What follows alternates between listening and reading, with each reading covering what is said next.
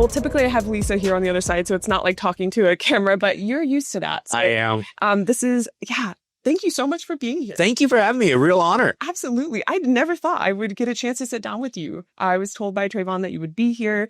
And when you said that you would make time to come on the podcast, I was... Oh, well, yes, because when I found out what you were all about, this is a project that I'm very passionate about also. Empowering women, arming women, educating women. I think that there's so many societal issues that could be solved by that. I think there's a lot of political debate in this country that could be solved by that. And I'm just a huge proponent of it. Absolutely. I'm so excited to have you here today. Thank you. I've kept this podcast very apolitical. Yeah. And we'll do that. Yeah, I sometimes feel nervous to say that because it almost insinuates to the crowd that is really trying to preserve our gun rights that I don't care about gun rights, and that's not true. It's just that I've taken a focus, right? There's so many topics I could cover. There's only so much time I have though, right? And I've kept the focus on education around concealed carry. But part of that is knowing the laws. And, yes. I feel at the same time I've done a disservice to my listeners and to my followers. So this is an incredible opportunity. I would love, if you don't mind, if you introduce yourself to the listeners. Yeah, my name is William Kirk. I'm an attorney that's been practicing a little over 30 years up in Washington State. Former King County prosecuting attorney for a few years. Been in private defense all the rest of the time. During the pandemic, didn't have anything to do. Started a little vanity project, a YouTube channel called Washington Gun Law. Thought I would do that for the pandemic and then life would go back to normal and I'd go back to being Bill the lawyer again. By the time life was ready to go back to normal, I was over 150,000 subscribers already. Wow. It was something I became very passionate about. I started connecting with my viewers, became more passionate about it and kind of decided to dedicate myself to try to become a full-time content creator. And we are Washington Gun Law, and we just try to educate everybody about what's going on with gun laws around the country, whether it's legislation in particular states, whether it's case law. And most importantly, what we try to do is we take very complicated legal issues and break it down in simple English in about 8 to 10 minutes so that everybody can understand what's happening. Ooh, I appreciate that so much. We talked about this the other day, but I come from a medical background. So I use some words sometimes, and Lena especially will be like, okay, normal word. What was that? What was that? Right. Exactly. Yeah. So I love that you already do that. And it's so funny. In my opinion, you have two of the hardest jobs. You have, and I'm biased, right? I've watched my mom be a lawyer her whole life. So I've seen how difficult it can be to have that work-life balance. And then on top of that, you do content creation on a major scale. Yeah. Long form content takes the most time to curate. You have to be incredibly careful with what you say, especially. Yeah. Oh my gosh, I can't even imagine. Especially with the legal stuff, because if you slip up and give wrong advice, right, that's not good for everybody, including myself, but everybody who took the advice as well. Yes. And something I love about your channel, and that plays into, I'm sure, what you just said, is that you just give the facts and you allow your followers to form their own opinions. You give them the information to be an informed decision maker. And so I really appreciate that about you. Thank you. Yeah, absolutely. Absolutely. And the conversation that I'm most excited to have with you among all of the topics, oh my goodness, is how Second Amendment rights apply to women's safety. Yes. I kind of just want to hear what comes to mind for you first with that. I know that isn't the most open question as they call it. Yeah, it's a very open-ended question. You wouldn't want to ask that one in court. That could be a problem in the courtroom. No, I appreciate it because you and I were talking a couple of days ago, kind of brainstorming with each other, and I told you how passionate I am about this. First of all, I firmly believe that the Second Amendment is for everybody.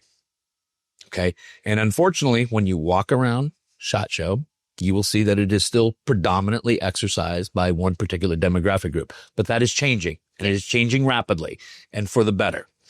I also believe that as a person who lives inside the trench of the warfare that is against our Second Amendment rights, that if we could arm the women and train the women and educate the women, the Second Amendment debate in this country changes forever. Because when I deal with what I call the anti-gun crowd, I find that maybe 2 to 3% of them have been directly affected in some way by gun violence. And I don't think there's any persuading those people at all. I think they're emotionally dug in. And I think that unless we walked a mile in their shoes, we could not really appreciate what it is that they're going through. The other 98, 97% around there, they just don't know what's going on. Guns are bad. Guns are evil. And the biggest demographic group amongst that is middle-aged white suburban women who oftentimes are driving the kids all over the place, oftentimes are the ones who should most be prepared to defend themselves and their loved ones. And by taking that position and not being willing to open up their minds to it, they are cheating themselves of one of the great opportunities you have as an American. But more importantly, you're depriving yourself of every tool that you can possibly have to defend the thing that matters the most to you, which is your family. Right. And it's the only thing that we leave behind. Our kids are the only way we change the world, right? It's what we leave behind. And why we don't guard our children with the same tenacity as we do some of our other important assets in this country kind of shocks me. So I'm a huge proponent. I'm not a huge proponent of more gun owners. I'm a huge proponent of more lawful and responsible gun owners in this country. And the biggest, fastest growing demographic group is women. And I think the Second Amendment community needs to be very conscientious about that and needs to create, and you'll know this, more inviting on-ramps. Because for many years, it was a very difficult and uncomfortable sphere for women to get into. And I think that is changing. I think it needs to continue to change. And I think people like you and, all the other female content creators that are getting into it, the female trainers, is very, very critical to creating those inviting on-ramps for women to come into the Second Amendment or any form of self-defense. Absolutely. Yeah. Ooh, I love that you made the distinction between not just giving a woman a gun. No. But giving her the education around it. I hear a lot from people, especially women, that they just need to buy a gun. I just need my gun. And I always encourage them to take a day to go to the range, especially a range that you can rent out a firearm at. Choose a mid to large size firearm. I love to recommend the Walther PDPF because it's kind of chunky. I don't know if you've ever held it. Well, there's a misconception that the bigger the gun, the bigger the bag, exactly. And not recognizing the physics that, right. No, actually a 4-inch barrel sits much quieter in the hand than a 3-inch barrel does. Yeah, absolutely. Absolutely. And to go and pick out 2 to 3 guns, get a box of like 50, 150 rounds, as long as they know how to properly and safely handle the firearm. If they could have an RO go out with them and just show them a few themes, and get comfortable to then select a firearm to take to a professional course, or at least go to a professional course that has a firearm that you can lend. There's so many steps you can take before ever having to just buy a gun. That's right. And I think that besides the political fear and stigma, absolutely, there's a huge financial barrier to getting started in firearms. So there's a couple ways that you're seeing states create more and more financial barriers on purpose as a method of depriving individuals of their, that pesky little thing called the Constitution keeps getting in the way. So what can we do? Well, let's just price a huge segment of the population out of it. Right. Some of the other things, 10-day waiting periods. Mm-hmm. There are women who are sometimes in incredibly dangerous and difficult situations. They're finally trying to get out of that abusive relationship. They might not have 10 days to wait. Right. And permit to purchase laws. Right. I think that those laws disproportionately affect women. Absolutely. And I don't think that legislators talk about that enough. I don't think the people who are opposing the legislation bring enough voices into those committee hearings to say, get a couple of women who are in just this horribly abusive relationship where they finally decided, no, it's time to pull the ripcord, get out of this thing. But they did have to eventually go out and defend it because, that protection order is just a piece of paper. Right. That's not going to save your life. Right. So, yeah. Oh, my goodness. Yeah. Oh, absolutely. I actually remember you just brought something from the archives. I remember when I started sharing my journey on social media, I was, at this time I was about 21 years old, and I just got my concealed carry permit. I was sharing the journey, and this girl found me online. She'd known my, at the time, boyfriend, and they all went to church together. She found my account separately, and she came up to me. This is the most random thing. She came up to me at a Whole Foods parking lot. Yeah. It's like, hey, Sophia, I recognize you. And she pulled me aside with her baby. And she was like, I need you to teach me how to use a gun, like tomorrow. I have my husband, who I'm divorcing, broke into my home and stole my firearm. Oh boy. She was like, our home is not secured well. And I remember being like, oh my gosh, I know nothing about this. Like, I myself cannot teach, firearm usage. I directed her to some resources, but it was one of the moments where I was like, ooh, one day I want to be able to actually help someone with this process. Because these can be life and death situations. Yes, absolutely. Yes. It's a very different concept than purchasing a firearm, wearing it every day for general safety, than to know that you have someone that truly is interested in bringing you harm. Yeah, there's a true and actual and immediate threat out there. Yes, absolutely. Yeah. What would you say the best way is to become educated on state and federal laws surrounding gun carrying and usage? Yeah, well, I think the first place you want to start with is state laws, because as it comes to federal gun laws, your gun store, your FFL will keep you in compliance with that, because they're not going to be selling anything. You know, this whole myth of the rogue gun dealer. There's no such thing as a rogue gun dealer. They're all inspected regularly by ATF. They have very specific rules. I think you got to find a good, reputable range for women. You got to find a range that is an inviting place, but also provides education, and it's education beyond basic handgun 1, basic handgun 2. The gun club that I work out of, Security Gun Club in Woodinville, Washington, let's put a plug in for them right now. Nice. We actually every month have what I call the basics of self-defense law in Washington State. I teach the class, and we walk through from the most basic concept of self-defense all the way up through the use of lethal force, so that people can understand. You can always tune into channels like Washington Gun Law if you're in Washington State, but there's a lot of other content creators. And one of the other things you can do is you can join a network of attorneys like a Right to Bear, or there are other people out there, our competitors, but good companies, and a lot of them also provide education. So yeah, but it is very, very important, because like we said earlier, we don't need more gun owners. Right. We need more lawful and responsible gun owners. And it is your obligation. It's a wonderful right, but it is a right that comes with a tremendous amount of obligations and responsibilities. And one of which is you have to be educated. And then in some states, you got to remember the state gun laws are kind of a moving target every legislative session. Okay. So you got to be staying up on those as well. Oh, wow. Yeah. It's so much responsibility, especially if you don't know that's happening. Right. If you don't know what you don't know. Right. Yeah, it's kind of a terrifying concept. I'm really happy to be working with Right to Bear. I'd love to know from your mouth, why did you choose them over everyone? Oh, it's simple. It's the people. It's the people. Well, it starts at the top with Frank, and it works all the way down to everyone I've worked with. I worked with another company in this field. Don't need to name their names. It's irrelevant to this discussion. But I really do believe that life is still relational and not transactional. Yeah, and I think that this company absolutely positively lives that. Yes. And having been working with them for a while, I can tell you that this company on at least 3 occasions has covered cases that probably weren't covered cases. Mm-hmm.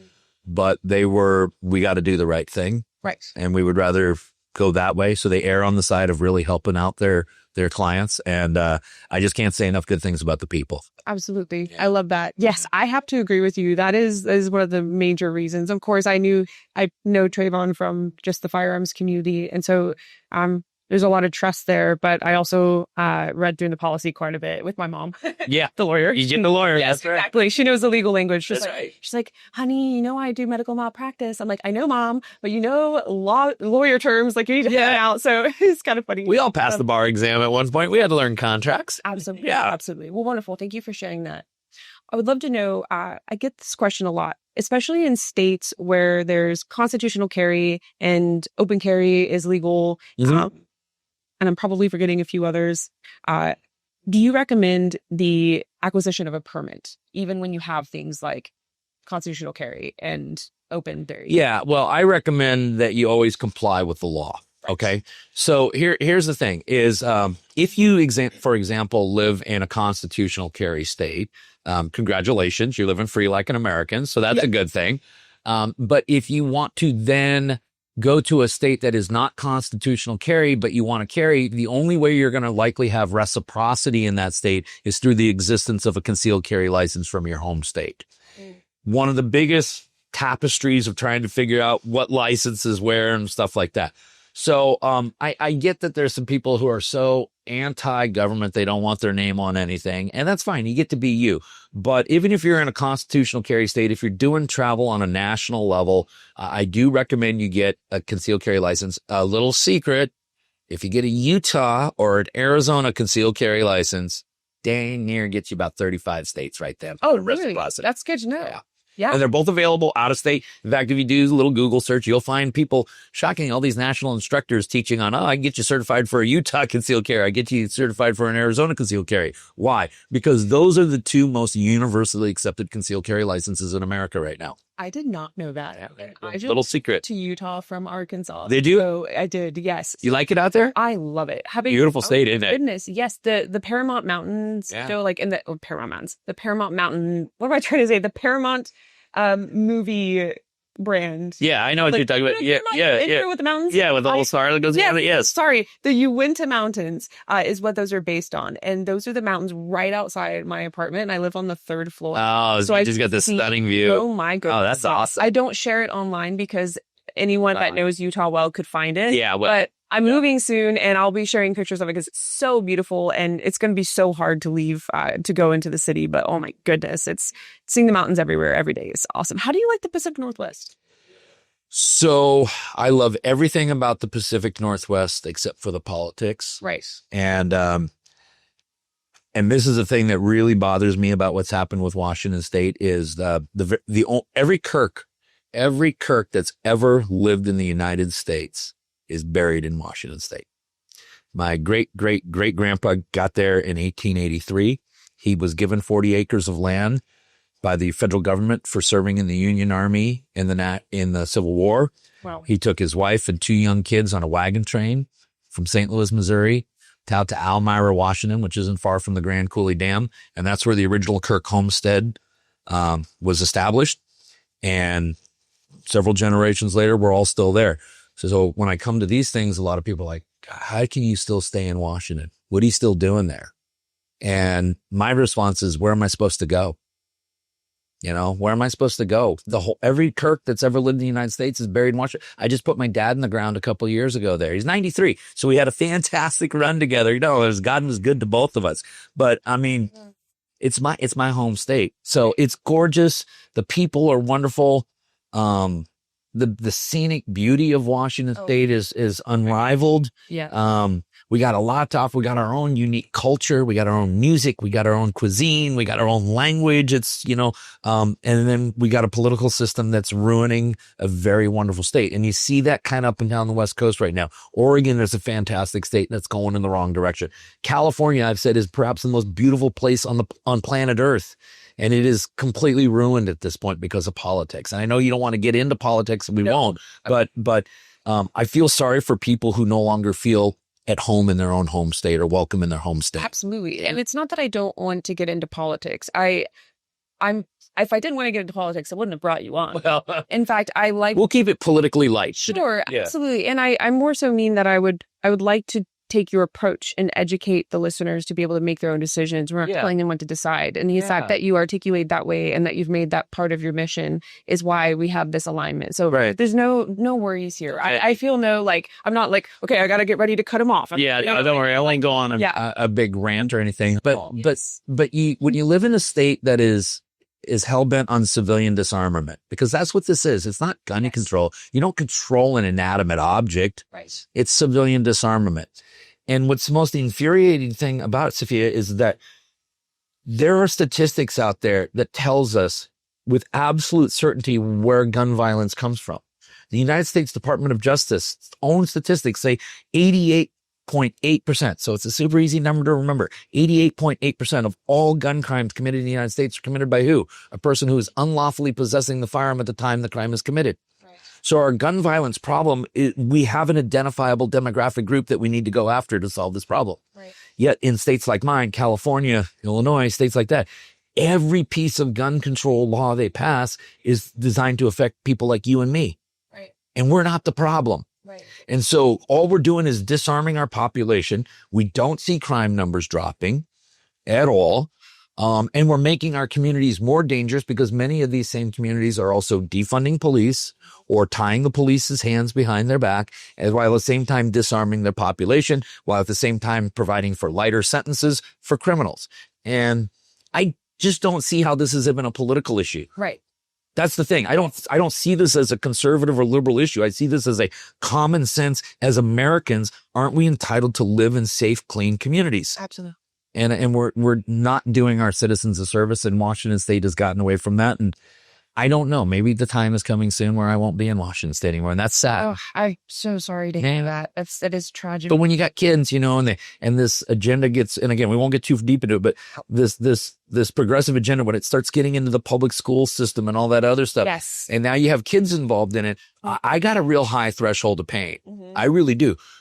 But I can't have that same high threshold of pain for my kids. That would be irresponsible parenting. Right. So when that becomes the barometer, you start spending more time on Zillow. Oh. Oh, yeah. I don't blame you at all. I talk with my person all the time about homeschooling, and I never thought I would do that. But with the political state we're in and the lack of kind of of like what is being told to our children, like it's kind of terrifying. And you say it just, with propaganda from one of the sides for sure. Well, yeah. And it's a weird, because we don't have faith in science anymore. We don't have faith in media anymore. And now we don't have faith in the public school system anymore. And candidly, in some jurisdictions, we don't have faith in the criminal justice system anymore. Right. Why is that? Because when we allow politics to bleed into all of those things, politics is like rancid floodwater. It ruins everything it touches. Yeah. And it's not conservative politics or liberal politics. Politics in general, when it seeps into other industries, it ruins it. Absolutely. Yeah. Oh my goodness.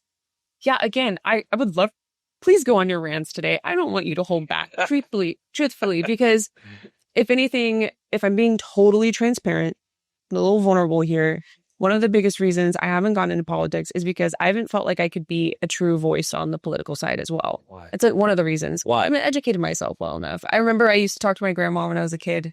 And but how many other things you've educated yourself on in such a short period of time? I appreciate that. I could absolutely do that. And it has like recently, when you just hear the same thing a bunch of times, it's like you at some point feel like you can't escape it. I feel like I'm in this place where I've been able to get this far without completely understanding the political side of this industry. And I hate to call it the political side of this industry. I just mean of gun laws. Let's just say that. And I'm to the point where I just need to educate myself much more. Let me tell you where a good place to start. Please. I was going to ask you that for myself and listeners. To have the mindset, right? When we want to learn, we have to go in with the right mindset. So let's go all the way back and start at the genesis of all of this, the Second Amendment. The Second Amendment goes way beyond the right to keep and bear arms. We're cheating ourselves if we think the Second Amendment is just about the right to keep and bear arms. That's a component of it. According to our founding fathers, everything that we codified in the Constitution those are not rights that were created by the Constitution. Those are rights that our Creator gave us when He created us. All the Constitution says is that government can't take it from you. Okay? The right of self-defense is the most quintessential of all human rights because it is actually the right of self-preservation. Now think about it. What is any more fundamental of a human right than the right to preserve your life and those of the loved ones? And that is why the Second Amendment, and it's Second Amendment's the right to defend yourself against any threat. Yeah, we focus on shooting people and lethal force and all that because that's the cool, juicy stuff. Right. Okay. Yeah. But take it as a criminal defense lawyer, 99% of self-defense cases don't involve the use of lethal force. They involve punching someone out, pushing them down, hitting them with pepper spray, things like that. But that all still is in your God-given right of self-preservation. Yeah. And the reason I say the Second Amendment is for everybody is that, and we're seeing these groups now, we're seeing the LGBT community, we're seeing more minority groups getting into the Second Amendment, is because they too have the right to preserve their lives. Absolutely. And the lives they've chosen to live. Yes. And I'm hoping that the Second Amendment community, which has always been a very closed off community, bunch of white dudes, basically. Yep, being honest, right? No, you're right. But there's this opportunity out there now because I think the problem with American politics is we focus so much on what makes us different and we never focus on what we have in common with each other, right? And so all of a sudden there's this segment of group out there. Let's take the LGBT community. Yeah, they're probably not going to see eye to eye on people in the gun community about a lot of things. Right. But on some things they will. Why don't we try to build bridges that way? Right. Take a look at environmentalists. right? Environmentalists, tree huggers, we call them, right? Yeah. But then take the hunting crowd or the fishing crowd. Their interests are completely aligned. Mm-hmm. They're all diehard conservationists. Mm-hmm. Yeah, that's a good Why don't we see them working together? And so I'm hoping that the Second Amendment community begins to open up and be more inviting to these people to bridge gaps. Right. And so, because again, the more we can start educating each other, the Second Amendment debate can be won through education. Absolutely. Ooh, I just saw this. I thought of something. All right, let's hear it. Here we go. One of the hardest things I have certain family members who I desperately want to arm. Mm-hmm. These are family members with kids that I love, and they're my people, Right. And every now and then they'll test me a little bit. They'll ask a political question, and boy, if I avoid the hell out of that, I would start a fire in the corner of the room to avoid, because I'm so afraid that if I say something that they are very passionately in disagreement with, I will somehow scare them away from concealed carry. And if they don't trust me as a person and my moral grounding, it's always brought back to that, then they won't trust that I will. But you're talking about if you make an honest statement to them that you're worried about how they're going to react to it. Yes. But you don't control that. Right. So why are you worried about it? I don't know. I avoid it because. But see, you're acquiescing. Yeah. You're acquiescing the power of communication away from yourself. That's a good point. Right. Oh yes, you're so right. Okay? Because I think and dudes are really bad about this. We are. We're just terrible about a lot of things. I think it's funny you went in that direction. No, we are because we somehow or another give up the validation of our lives to others. We care so much about what other people think about us. Yeah. And you're literally in a position where you're putting value on your life based upon something you can't control, how somebody else thinks. So speak the truth. Yeah. And how they react is, well, that's on them. I love that. Right? Yes, you're a very good example of someone that does that with your channel. You've empowered a lot of people to continue to seek education. And I'm sure you've gotten, I can't imagine the backlash you've gotten over the years. It hasn't been as bad as you think. Now, really, I will tell you where some of the backlash that come from is inside my family. Really? Yeah, because there's a segment of my family that spends a lot of time on MSNBC and CNN, and they don't see the world the same way as I do, and they have made issues with that in the past. I am sorry to hear that. So it's on them. That's on them. So you mentioned some outlets. I think that's one of the things I've felt the most nervous about, right? Finding the correct outlet to educate myself, to get multiple opinions. How do you filter through all of the outlets that are available to us? This episode of She Shield is brought to you by Right to Bear. You've probably heard me say that self-defense is more than simply carrying a firearm. It's awareness, avoidance, and preparation for anything that is to come your way. And that's why I'm partnering with Right to Bear. They stand by defenders like you and me. You'll receive benefits like expert witness support, psychological care, gun replacement, and even protection for other lawful self-defense tools like pepper spray, knives, and even your hands and feet if you have to use them in a struggle. What sets Right to Bear apart is that they are dedicated to education and immediate legal response. In case you do ever have to protect yourself, you have access to a 24/7 attorney-answered emergency hotline so that you are never alone. What I love most, though, has to be the personal connection that Right to Bear will have with you as a member. For example, Frank, the president of Right to Bear, will give you a personal phone call when he hears about a claim being filed. That level of care in the industry is extremely rare. If you carry, train, and believe in thinking ahead to protect yourself and your family, consider getting a membership with Right to Bear. If you use my code FIT4FIA10, you will get 10% off your membership, and the link to access this and to learn more is located in the show notes of this episode, which are the notes below the title. Protecting yourself and your family should not leave you defenseless afterwards. Stay safe and stay vigilant with Right to Bear.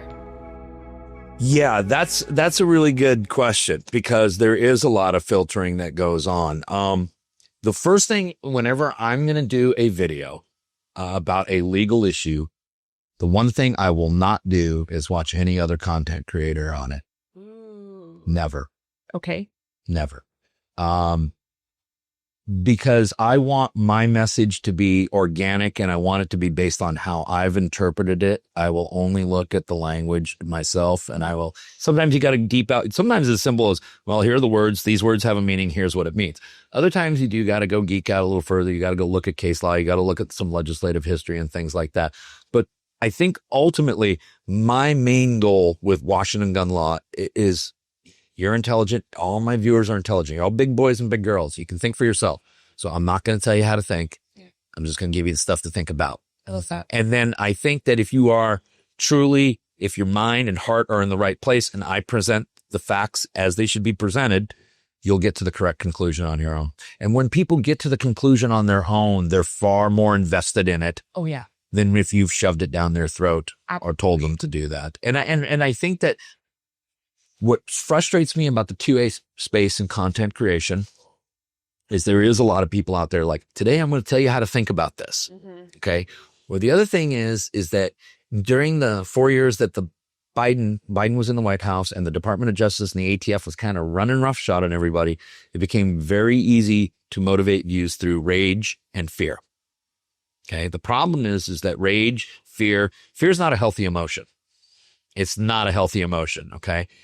And now I think there's a lot of content creators. I think the space itself is struggling. Like, how do I still bring viewers in when I don't have anything to rage about? Yeah.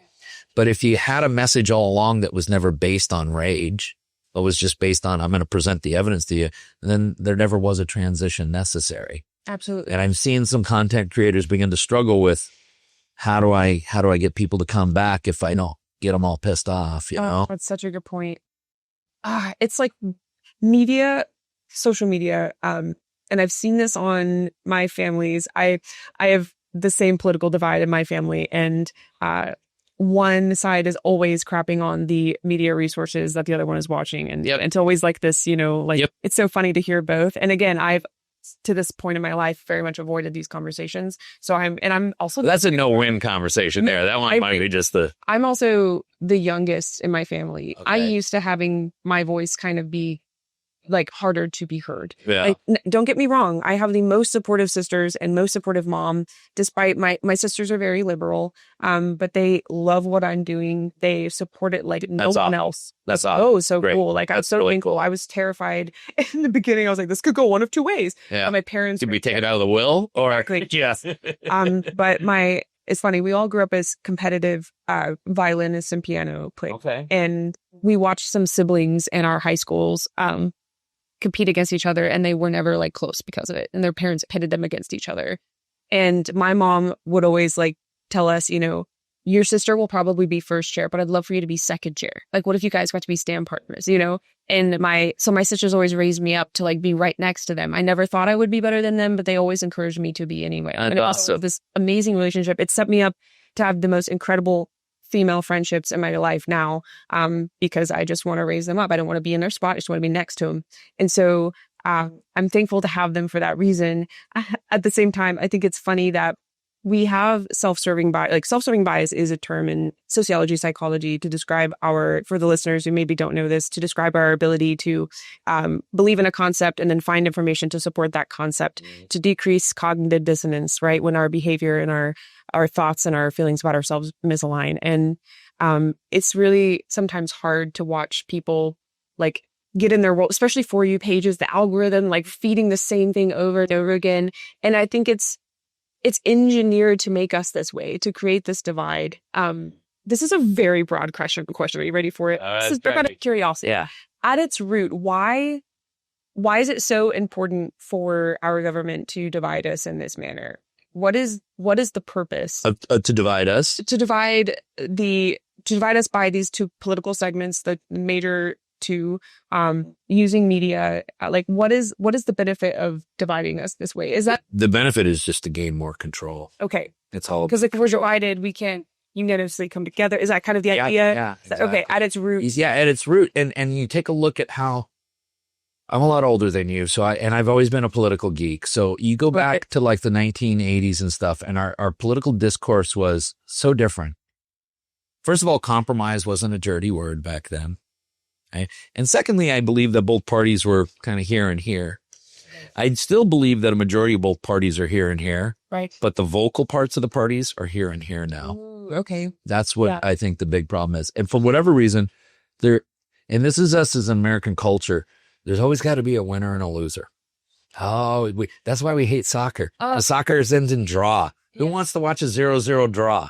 Nobody in America does, right? We want a winner. We want a loser. Yeah. And unfortunately, that gets into our politics. And unfortunately, when we're always demanding that we have to have a winner and a loser, the only real loser is the American people.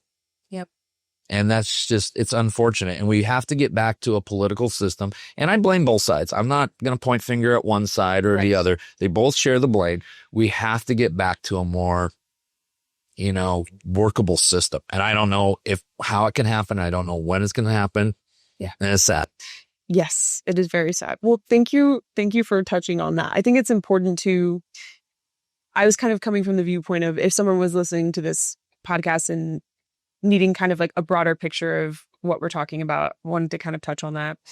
Okay, I'm going to take a little bit of a turn here. Okay. So something I learned, my first professional class in the firearm space was extreme close quarter concepts. And that is the weapons-based combative style course. You learn retention, the 0 to 5 foot range of the fight, where it's not appropriate to extend your firearm out all the way.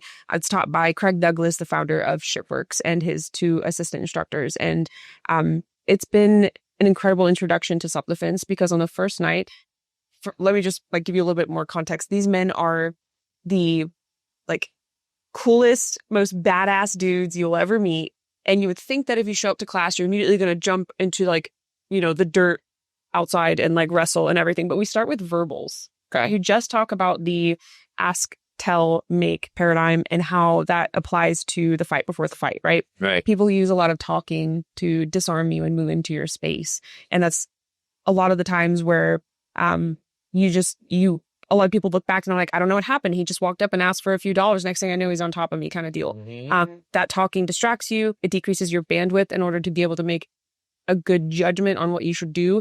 And so this class not only gives you those tools, but Craig hates when people say another tool in the toolkit, because it's how many tools do you really need, right? You never have enough. Exactly. And also not enough reps. And so he more so focuses on reps. We do a ton of what he calls managing unknown contacts, a lot of walking and talking, learning how to walk in an arc as opposed to just backing up.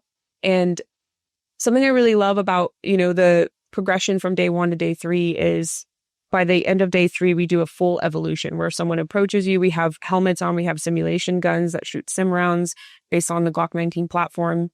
And if we choose to pull our firearm or we choose to use, you can actually take inert pepper spray. Okay. So they give you a non-lethal and a lethal option. They allow you to bring in anything that you would technically always carry on yourself. Okay. So I take my inert pepper spray. I take my push dagger blade that I always have. Started carrying that when I started carrying a hybrid tough bag.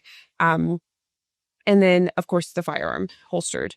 And so anytime we make a decision, whether that's to strike to create distance, maybe use the blade to punch out and create distance, or even pull the firearm and shoot at retention, at the very end, we have a discussion after each evolution. It's a very long day of talking about why we chose what we chose. And he also has each person in the group recount the story of what happened. It's always interesting to be I don't know, I blacked out. Mm-hmm. I had one where a dude picked me up. And I remember being upside down, and I'm a tall, muscular woman. You are tall. I'm about 5'10", and I'm not easy to pick up. But Craig purposefully chose someone who could very much handle me that way. Picked me up, basically turned me upside down, and I remember feeling like I was being slammed to the earth. And next thing I know, he stopped right before, a good martial arts practitioner, and basically laid me down, and then started wailing on me to give me that resistance, right? That you need to give your partner in a kind of grappling session type thing. All of that said, I remember being I don't know what happened. And I had pulled my firearm and I had decided to go to retention and fire. And I missed him completely. It hit the ground behind him, kind of skidded past his ankle a little bit. And it felt really silly. But something I really like is Craig gives us these tools to be able to assess whether or not we should have pulled our firearm. And one of the things that I've learned majoritively from this course, now that I've given you a ton of context or a ton of blabbing, is we have to be able to think about whether or not we can describe and explain why we use lethal force to a jury of our peers. Yes. And that's really resonated with me. It's an incredible responsibility to carry a firearm. My blade is very scary looking. Like, I hope I never, ever, I hope ever you never have to use it either. Yeah. But also, if I've decided to pull it out, it's going. Like, it's happening. Yeah. I'm already, it's go time. It's Yep, going to happen. It you know? is. And when I train so much with it, that muscle memory would take over for sure. And so I'm in this place where I'm constantly thinking, and I've had a few things happen in the past year where, I was, I'll just say it very generally. I was touched inappropriately not too long ago, and I actually raised my hands to punch this person. And I remember thinking, I don't know if I would be held liable for this. I don't know if I could actually prove that like this person did this to me. And like this whole thing went through my head, and I almost felt silly for like freezing in that moment and not doing anything about it. Yeah. But I'm also like looking back, and I'm glad I had what did I do? I yelled at him. I just berated him, was like, how dare you do this to a woman? Like, I was just like, did that end the threat at that point? Oh, absolutely. Okay. He backed off and was like, please don't hit me. I'm so sorry. This is a good point to one of the things I train or teach on, because I don't do training, I teach, is I can teach everybody what they have the right to do, but there's a lot more training to learn how to do the right thing. Right. Okay. And in this situation, did you have the right to use some force against the person there? I believe you did, because I believe that when, I'm assuming it was a male, yes, touches you inappropriately like that, that is absolutely 100% an assault. It's not a felony assault, but it's an assault. And unfortunately, there is also, I would say that having spent a few years prosecuting sex offenders, men who are willing to do that probably have a lot more nefarious intents in mind. But what did you do instead? Instead of deploying force, you deployed vocal. Mm-hmm. Very much so. Situation ended. You don't have to call a lawyer. Hopefully he learned his lesson. Probably not, but he won't do it to you anymore. Right. Which is the most important thing, right? Yeah. And also in that situation, if you would have given him all those verbal commands and made it very clear that is completely unwelcome, and then he continues to do it, now you got a real good reason to use force there. Absolutely. You have fun with that one. Raise his face. Yeah, absolutely. Yeah. So there's a good, and that's, you made the right decision in the sense that it works, right? Absolutely. Absolutely. It's a long story short, but I actually had a long discussion with him after. And this was such a weird thing for me, because I was like, do I give him the time of day, or do I teach him? And I was able to sit down with him and actually talk with him. It was a really weird moment of mine, but I also like, it was one of those things where I was like, had he been drinking and stuff? I don't know. Yeah, it was an interesting. I don't get that. Yeah. I just don't get that. Yeah, it was an interesting moment. I'm not saying that drinking justifies it at all. I don't think, but I've seen dudes do a lot of stupid stuff when they're drunk. Drinking, right? Literally lowers your use of your prefrontal cortex. So I mean, and I'm a woman who's had drinks, and I've said silly things. I mean, I get it. But yeah, so it was an interesting moment, because I've always like revered myself as like, not even calling myself a badass, but people have like, they'll read my background and they'll be like, you read like you're a bit of a badass. Yes, you do. And so I've told some of my friends about this occurrence, and they were like, why didn't you punch it? Like, come on. Like, and even he was like, I thought you were going to punch me. I was like, I was going to punch you. Like, I was very close. I'm glad I didn't, but absolutely. Yeah, absolutely. And so and do you recommend in general that people adopt that mentality of, I believe that as a defense attorney, the best way to handle conflict, if possible, is to avoid conflict. Ooh, yeah. Okay. Yes. If possible. Right. And so you chose a method in that situation where I am going to give him very clear verbal commands. Yes. And if that works, we're done. Yeah. Okay. So you tried to avoid conflict. Right. Right. Now, legally, had you just turned around and decked him, probably would have been okay. I would have had no problem defending him like that. I would have gone, ladies and gentlemen of the jury, let me tell you what he did. And by the way, during jury selection, every male on the jury is getting struck. Yeah. Yeah. I want an all-female jury. Wait. Well, think about it. Yeah. Can you do that?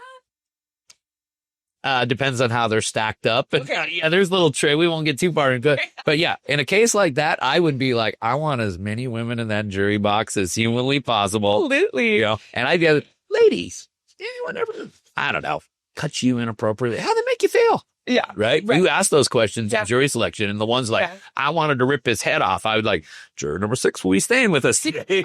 That's how, Can both sides do that? Is that, yes, prosecutors do it too. So could they theoretically try to keep those women out? Yes, of the jury? They could. That's the game we play. It's called jury selection. It should just be called jury elimination. Yeah, for real. How? Oh, I see. Yeah, because we're just trying to eliminate people. Okay, so you can't say I want to keep someone, and the other side says I don't want to keep someone. No, so the way it works is if I'm picking a 12-person jury, I will get to strike 6 people from the panel for any reason, as long as it doesn't appear to be discriminatory. Oh. Right? So you can't be like, I don't want the black guy on the jury, right? You can't do that. Right, and I get that. Prosecutor also gets the challenge or just strike 6 people for any reason they want. And in addition to that, both sides get to challenge for cause. Mm-hmm. So let's say I was prosecuting a sex offense case, and you had a juror who themselves had been victimized by sexual assault. Mm-hmm. You can listen. That must have been really, really hard. Is there any way you could actually be fair and impartial here? And and if they're honest, they'll be like, no, actually, I can't. I want to see that dude fry for this. Right. Okay. Well, if I'm the prosecutor, I'd love to have him, but the defense attorney is getting rid of him, and they can challenge him for cause and just say, I don't believe juror number 17 can be impartial, and they'll excuse him. Okay. Yeah. That's good to know. Wow. Yeah. Wow. It's really good to know when the jurors tell you, because sometimes you find out after the trial's over and they didn't say anything, and that can lead to mistrials and all. Right. Oh, it's terrible. Oh my goodness. Oh my goodness. Law is such an onion. It is. I believe that's the only thing I can think of. No, but it is. I consider law. I bought an LSAT book when I dropped out of medical school. I did a master's because I was like too embarrassed to say that I had just dropped out. So I was like, I dropped into a master's. There you go. And that made more sense to me. And then I bought an LSAT book because I was like, well, I don't want to just like have my master's. All my family has their master's degree. I want to be, and I bought it and I was like, the gun industry looks really nice. Not that the LSAT exam, says anything about that. It's mostly just, I've taken it. Yeah. As I said, it's the MCAT equivalent for on reading all that stuff. So but yeah, so the next place I'd like to go with you, if you don't mind. And this is, okay, let's talk about the force continuum, if you don't mind. Yeah. You've talked a lot about like using your hands, striking. I've mentioned the use of a blade. Okay. Let me jump in right there. Please do. If you used your hands on me, yes, that's probably defined as non-lethal force. Okay. You use your blade on me, that's going to be defined as lethal force, because lethal force is the use of force that is likely to cause death or substantial bodily injury. Okay. And I can assure you, puncturing a hole in a person constitutes substantial bodily injury. Yes. So I love what you said earlier about what your everyday carry includes both non-lethal and lethal. Yes, I think that's fantastic. But a lot of people think like, oh, yeah, I got a non-lethal option. What's that? It's my knife. Well, that's not a non-lethal option. That's a secondary lethal option, Yeah. Pepper spray and things like that, or stun guns and things like that, are by design meant to be non-lethal. Right. Okay. We don't get to use lethal force. I don't care what state you're in. You don't get to use lethal force until you are in imminent threat of death or serious bodily injury. Absolutely. That's the rule. Right. Oftentimes, use of force can be done prior to getting to that point. You can use force to defend yourself. You just haven't got to the point of being able to use lethal force. Right. I will tell you that as a criminal defense lawyer, where most people get in trouble, it's not that they did not have the right to use force. It's that they didn't have the right to use as much force as they used. Ooh. It's the proportionality of the force they use. Ooh, okay. Right? You bring a gun to a fist fight. Mm-hmm. It's a disproportionate use of force. Ooh, okay. We have to talk about this. So, okay. So anytime I feel a threat, and I'm not just like putting myself in situations where I feel threatened. I think you're probably smarter than that. Yeah. You're trained well enough to know not to do that. Go to bars. I don't walk down alleyways. Like when I park my car, I'm super very intentional about where I park it. She's really good about it. Really good. It's just so funny. And so, but being a woman, things happen left and right, just like existing. Yes. I intentionally dress more masculine going certain places. Like I'm very particular about that. Very anxious about it. I have to be. And I've been that way since I was a kid because of, I was exposed to that side of the world very early. Yeah. And that's why I'm here in the gun industry. I also think guns are cool. Thanks. Love having you. Yeah, everyone's welcome. It's so funny. But okay, so I had a couple places I wanted to go with this. So one is I was in ECQC, and one of the evolutions, Craig told the lead instructor, told this guy who was my he calls them the morally gray person. So he doesn't say he's the bad guy. He calls this person just like the approaching individual, because a lot of the evolutions, no one pulls out a gun. Some people pepper spray and it ends. Some people strike and it ends. And sometimes nothing happens. Right. I love that about the course, because sometimes you give a very strong verbal command and they listen to it and they just turn around like, all right, even though I'm picking on the wrong person. You'll see them physically recoil when the person gets louder. It's especially with women, like they don't expect us to get loud.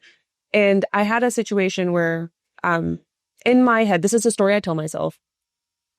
My gun doesn't come out unless I've decided I need to use it. The idea of, this is why I want to talk to you about this. Because in my eyes, brandishing, hi, it's Lanny Barnes. She's next. In my eyes, I'm like, I can't, what is it called? Brandishing a firearm? Displaying, brandishing. It's all the same thing. Yeah. Brandishing a firearm or a blade without the intention of using it. Or if I do it, they could, sue me for brandishing, what? She just pulled a fucking gun on me. I was just going to flirt with her and she went crazy. Right. Or if you do have an escalating situation, sometimes the improper displaying of a firearm escalates things even more to the point where now the other side could justify drawing their firearm and now we're at game on. Okay. Yes. So in this simulation, Justin, the guy that came for me, good friend now, he comes up to me and he's acting drunk, he's dragging his leg and he's like, hey girl. And I'm arcing and I'm like, hey man, I need you to stay back. What's going on? And he's like, I'm just trying to get your number. He's doing a simulation. And was he good at that at least? So good at it. So he knew, even though he was a bit of a player at one point. Yeah. That's hilarious. That's so funny. That's so funny. Yeah. It's like his wedding ring was sparkling in the background, but he's coming up and he got so close that I actually went for an eye jab. So I actually ended up just palming his entire helmet. And he told me later, he was like, I was really surprised you did that. You were so fast. I train palms and knees, very select striking for self-defense. I come from all the striking, but I've chosen what's most applicable now. So it's actually very natural for me to do that and create space. And then it pissed him off so badly. He said, if she hits me, I'm going to just tackle her basically, that he rushed me. And I've barely had time to pull to retention and I missed. We went crazy. So that's the line you skipped off the ground. Yes, that's it. Simulation I'm talking about. And Craig asked me after the evolution, he was like, why did you take so long to draw your gun? And to me, I thought, well, if I can hit him hard enough, he's drunk, right? I'm using my but let's back up for a second. Yes, let's back up. Let's talk about it. Okay.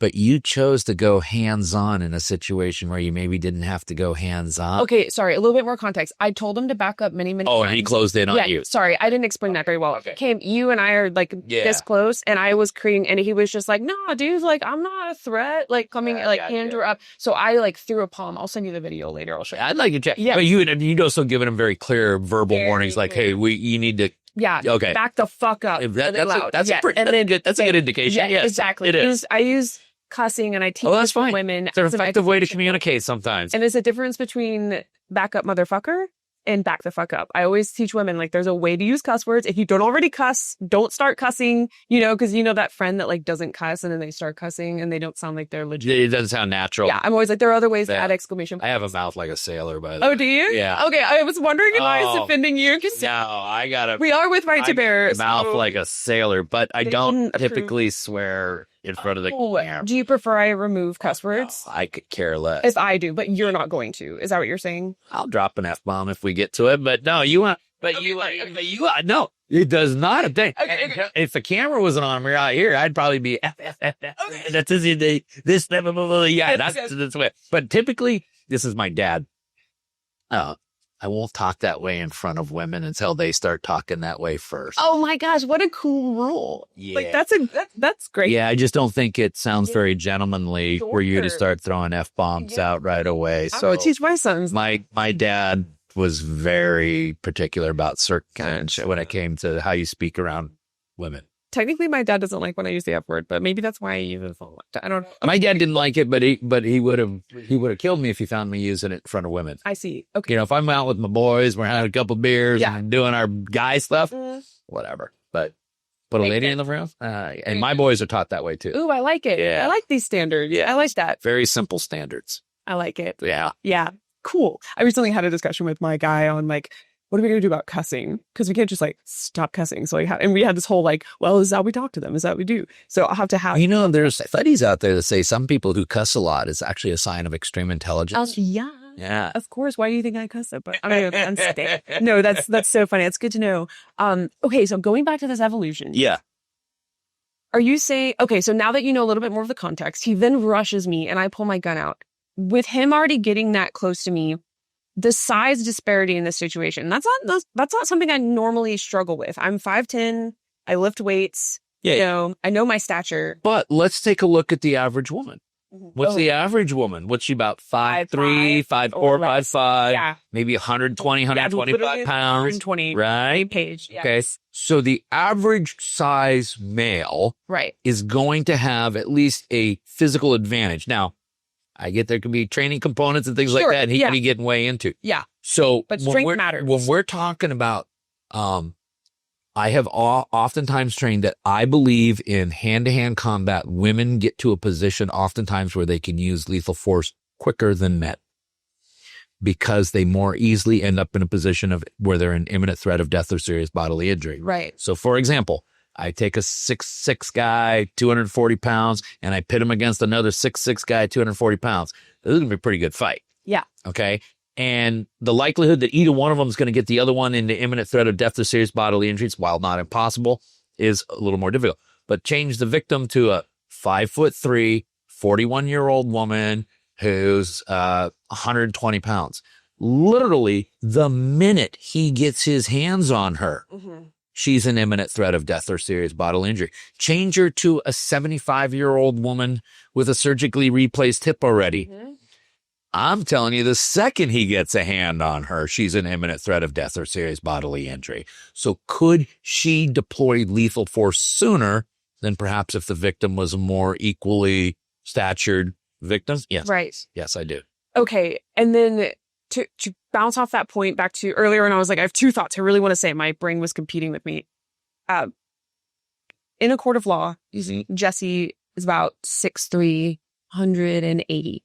I'm 5'10", 165 on a good week. And I didn't have my blade on me in this simulation. I actually only had my gun. I was filming at the CCQC, so all my gear was spread out with camera gear, and I only had my gun. So I didn't get to do that. But do you think, say I pulled my blade as opposed to my firearm in that moment, which that's a whole thing. I'm still working. Blades are very new to me, so I'm working on when they should come out versus the gun. In a court of law, would that be seen as a problem because it's a blade in any way? Okay, nope. So I don't think it's a problem if you display the firearm. Really? Nope. There's a difference between displaying a firearm and pointing a firearm at a person. Oh, legally speaking, there is. So, let's say, shit, yeah, right. Okay. Oh no, that's good. Hey, like I said, I'm not going to be offended. I'm not offended. I mean, come on. I lived in a fraternity for 4 years at a college, so yeah. All right, so a potential perpetrator is coming towards you. Yeah. Okay. You give them verbal commands. Back off, back off. They clearly are not listening. Okay.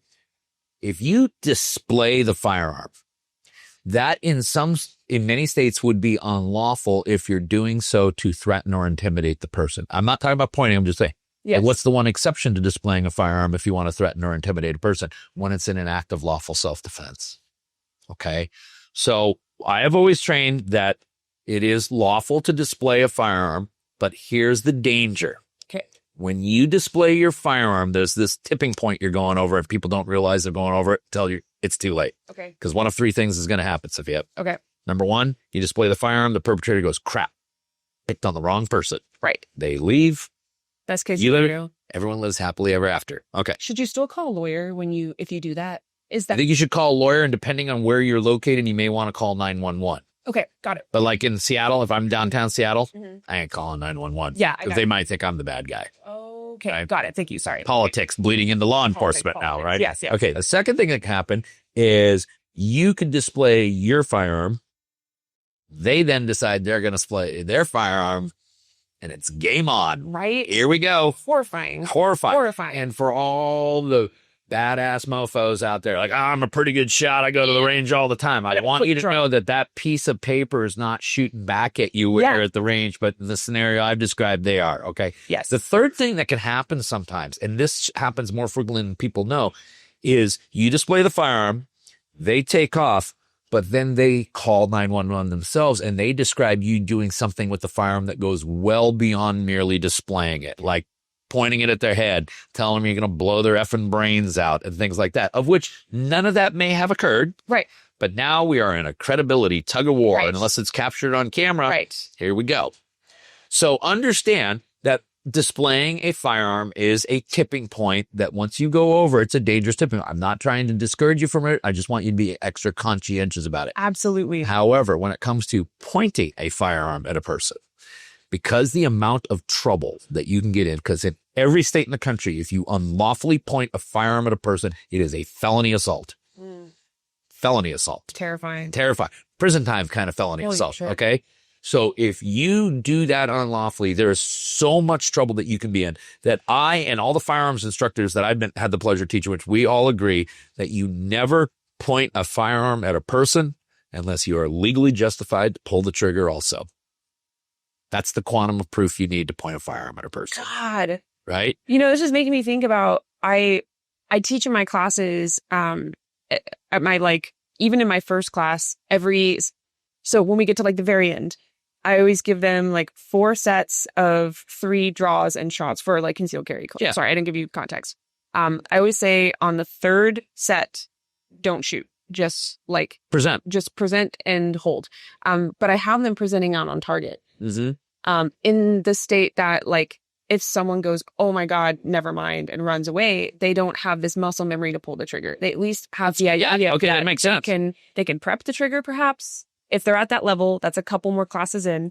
But if they come out on target, when you say prep the trigger, are you talking about actually taking all the take up on it and all of that? It depends. Yes. So I've gotten to where, this is good. I've only instructed firearms for I don't know. I'm not gonna second guess your training, but what I am gonna say is this: is that when we did take all that, when we're at that wall, it's so easy, and we are, because you got to think about the emotional situation you're in here. Yeah, at the range, it's and that piece of paper ain't coming at you with a knife, right?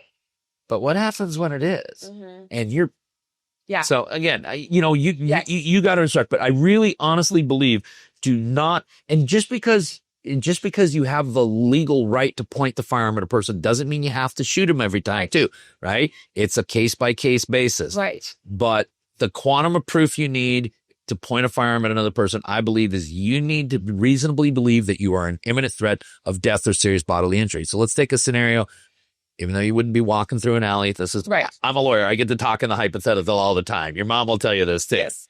You're walking through an alley. Dude comes up, is walking to you. You're like, hey, man, leave me alone. And all of a sudden, he's got a knife out. Okay. Are you in imminent threat of death or serious bodily injury? Absolutely. Absolutely. Even if he's for the 10 yards away. Exactly. His ability to run. Thank you. You've read my mind. Yes. You could close in on that right away. Yes. So do you have the right to use force at this point? Yes, you do. Do you have the right to use lethal force at this point? I believe you do. Because I just said you're in imminent threat of death or serious bodily injury. Right. He has a deadly weapon in his hand. Right. He's shown an intention. So you draw on him and he drops the knife and turns around and runs away. There's a situation where we had the right to lawfully point the firearm. We did so, and that ended the threat right there. Right. So that's an example of, even though you have the right to point the firearm, you don't necessarily have to discharge. Right. Of course, you'd present the firearm. Doesn't dissuade them in any way. Right. I guess it's time for him to smile for the flash now. Absolutely. Absolutely. There was an evolution where a guy pulled his gun to low ready and was like, I really don't want to shoot you.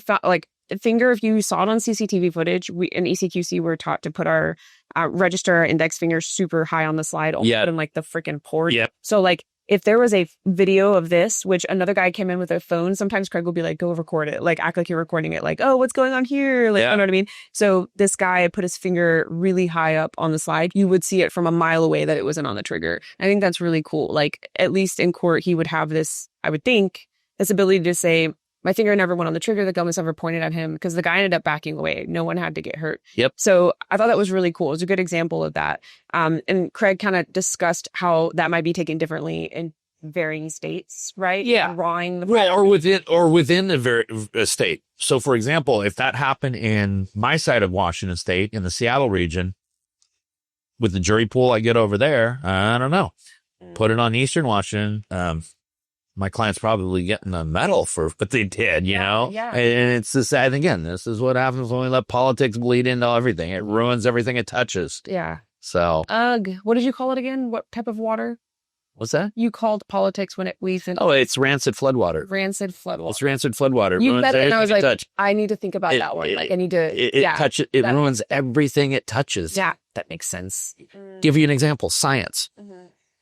20 years ago, if you were having a conversation with someone and they said, well, you know, according to scientists, you kind of like lean in like, oh, what did the scientists have to say?